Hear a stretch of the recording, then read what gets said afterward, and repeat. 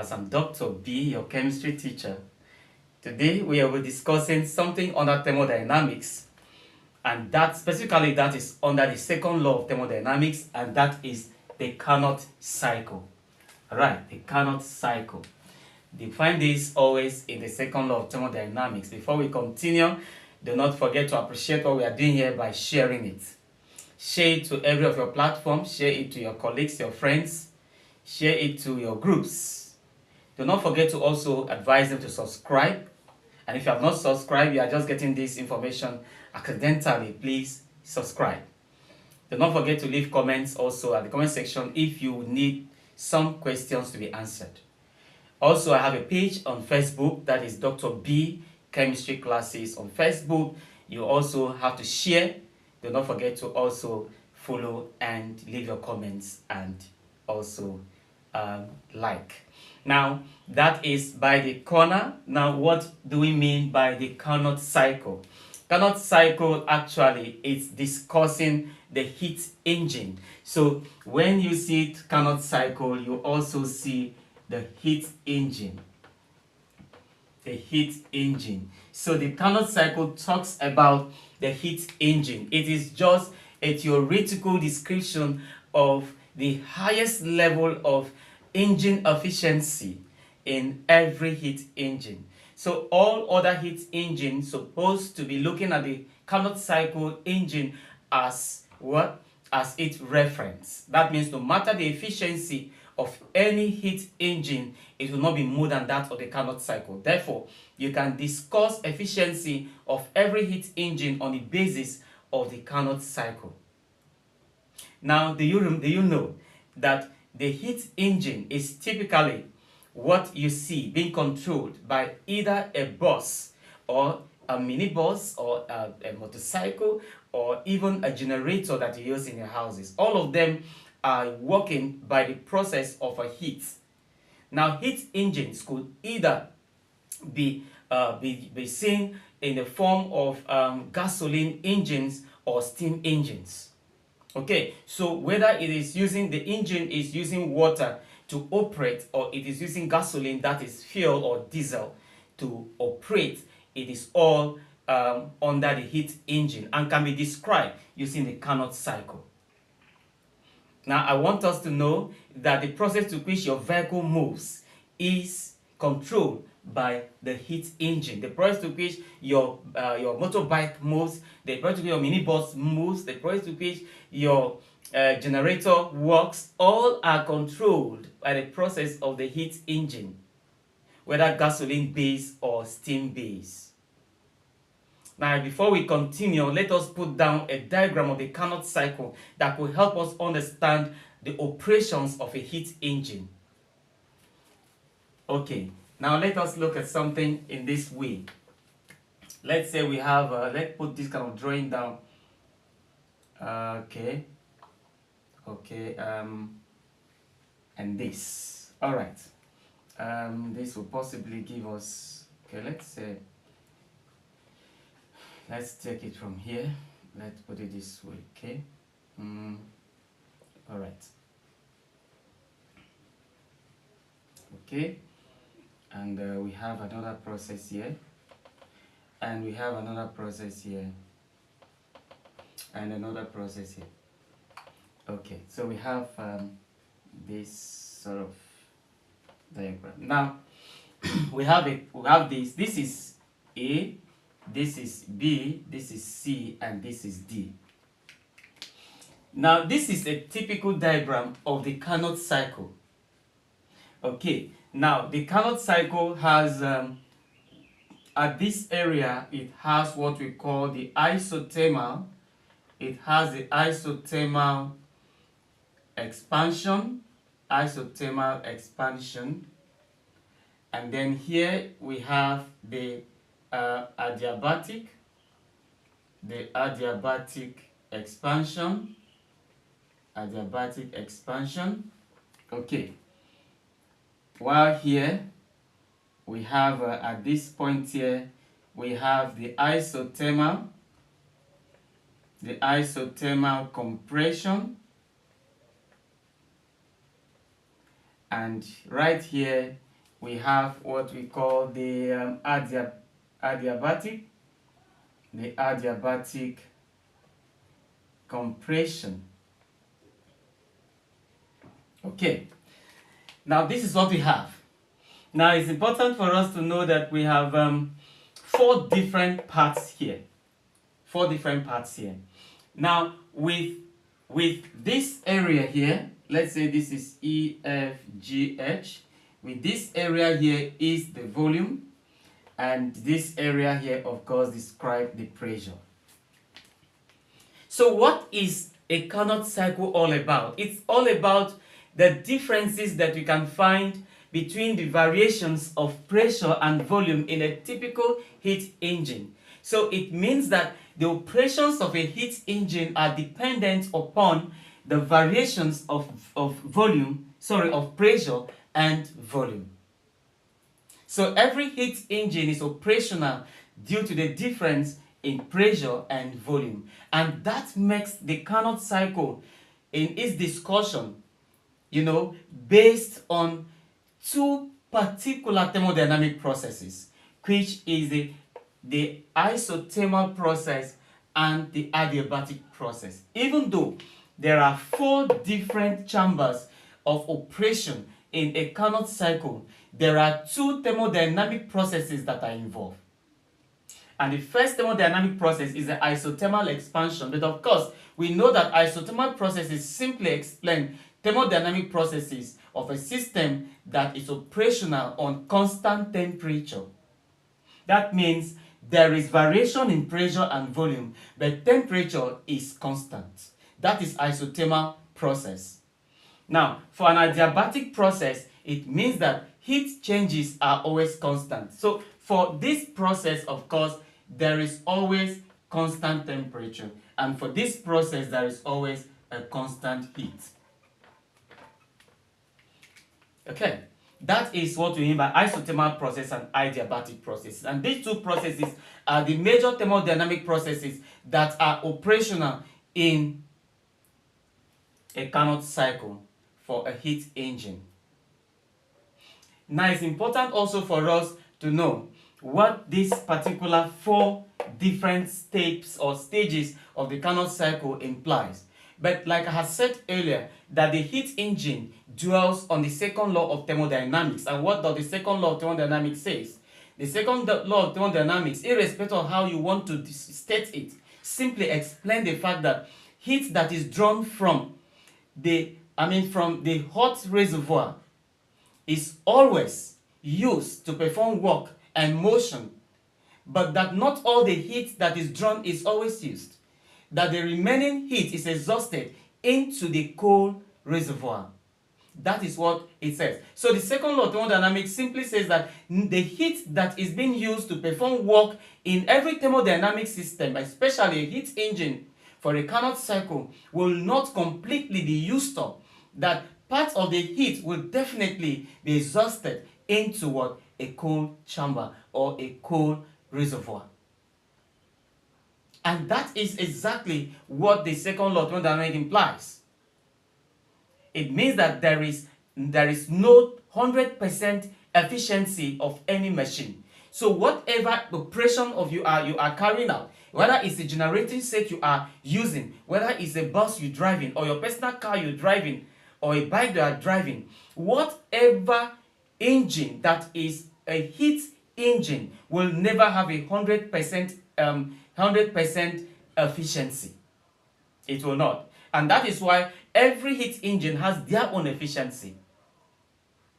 So if it will not have a 100% efficiency, it implies that not the complete heat that is drawn from the hot environment or hot reservoir used to do work in that particular engine that is completely exhausted. Some of it is also being released into the cold reservoir that it will be further used to operate.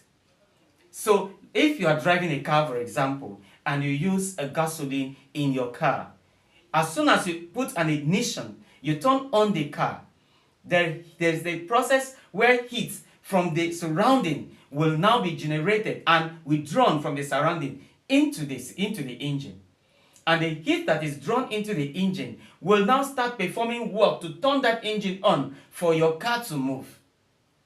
But we must know that not all the heat that will constantly be drawn from from the environment to your engine that performs work and create motion that will be used all. So there's no 100% efficiency in the working of your heat engine for that vehicle. Instead, there is a remaining heat that will be exhausted into the cool reservoir that will be further used later on to perform work. Now, for this Carnot cycle, it explains that work is done on the system and also on the environment. Now, let us understand what that means. Now, if you look at an isothermal expansion, what that means is that at this particular first stage of the working of your heat engine, there is always a withdrawal of heat from the hot reservoir, which is your environment, into the system. So the system gains more internal energy at this point in time, therefore allows work to be done on the environment by the system. So at that point in time, when your engine of your car, for example, draws heat from the environment, draws energy from the environment into the engine, it is going to do what? Allow work to start performing.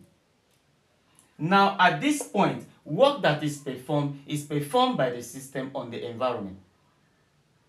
That means, as that work is done, of course, your car will move, and then heat will rather generate now from the car engine toward the environment. Now, at the adiabatic expansion, what it simply means is that at this point, there is a total withdrawal of the heat reservoir. And that is why once your car starts and moves, you do not really need any heat withdrawn from the environment or from the hot reservoir again to keep your car moving. Now, at this point in time, heat is withdrawn from your engine is withdrawn from the reservoir. So it is the internal heat that is operating your car or your engine right now. Now, at this point, the system is operating at an adiabatic thermodynamic process. There is no more heat reservoir supplied to this particular part of the engine again. Now, at this point in time, we said that heat change is constant. It is operating with the heat that is there in the engine at the initial state. Now, at a point where you have C to D, where isothermal compression comes in, it means that at this point in time, there is what? There is a release of the exhausted or the remaining heat that was used to work here into the environment. And that is why at the beginning of every engine, at the start of every engine, heat at this point, heat is coming in. Heat is coming in. And at this point here, heat is going out. Okay? Heat is out. So there is always heat coming in at isothermal expansion to allow for the engine to start work. It will be withdrawn at the adiabatic expansion state, okay, where work will continue to be done with that heat that was supplied, and that's why we say the heat is constant, because there is no further heat coming into the system at this point. Now, at this point, the excess heat that will not be used to do work between the isothermal expansion and adiabatic expansion state will now be released to the cool reservoir. So it is at this isothermal compression that you have the exhaust heat being released to the cool reservoir. So at this point in time, there is another type of heat that is allowed from this point to start performing work on this system. Remember that I said that at isothermal expansion and adiabatic expansion, heat is being brought in from the hot reservoir, and then work has started. And at this point, there is what we call an isolation of this system, and heat is withdrawn, therefore heat becomes constant. That heat inside there keep doing work, and this work that is done at these 2 points are for the environment. Now, as time goes on, the heat at this point, there was the excess heat not being used following the second law of thermodynamics that is stored at the cold reservoir will start being used by the environment to do what? To perform work for the system. Always, expansion gives rise to what? Work done on the environment by the system, while compression gives rise to work done on the system by the environment. So at this point, the cold reservoir will start supplying gradually heat into the system again. And this is always done at a low temperature. Now at this point, that heat will come up to the adiabatic compression, where the cold reservoir will be removed from this particular engine at this particular point. And at this particular point that it is removed, there is a continuous work with the cold reservoir heat that was supplied for the system to continue working. So you see that at the beginning, when your engine will start working, heat that is supplied is used to do work for the environment. And then at the point where the system is now rolling, your engine is now rolling okay, it means that the heat, extra heat at the cold reservoir is now being brought up by the environment to perform work for the system, which is the engine. Usually this is basically being used to explain, this is always used when you are talking about gas expansion. Because even if you are talking about adiabatic expansion, taking your car for example, the gas cylinder in your engine in your car always will experience expansion at the beginning, when it collects or receives heat from the heat reservoir around the environment, performing work for the environment. And then as time goes on, that expansion will do what? Will continue even without the heat from the environment. So compression and expansion are the basic things that allow work done to be performed in a heat engine. So you must remember that for a Carnot cycle that explains a typical heat engine, there is variation in pressures and in volume with respect to constancy in temperature. So it is only when you have increase in increase in pressure, you have what? A reduction in volume. And the isothermal expansion explains that. During expansion, there is what? There is a decrease in, there is usually a decrease in pressure, and there is what? An increase in volume. And then during a compression, there is what? An increase in pressure, and there's a decrease in volume. And wherever there is compression, work is done on the system by the environment. And wherever there is expansion, work is done on the environment by the system. Now, these are the things that regulate the working principle of your engines. As far as their steam engines and gasoline engines, this is what goes around your engine, that you are getting the efficiency you are getting from either the light supplied to your house from your generator, or from the car that is moving with the speed that is moving, or otherwise. So I'm sure that you have been able to understand the theory of the Carnot cycle as it has to do with operations of the heat engine in the second law of thermodynamics. Do not forget to share, do not forget to like, do not forget also to subscribe. Most importantly, don't forget to share the links, tell your friends about it, and they will be part of what we are doing. Until next time, it is bye for now.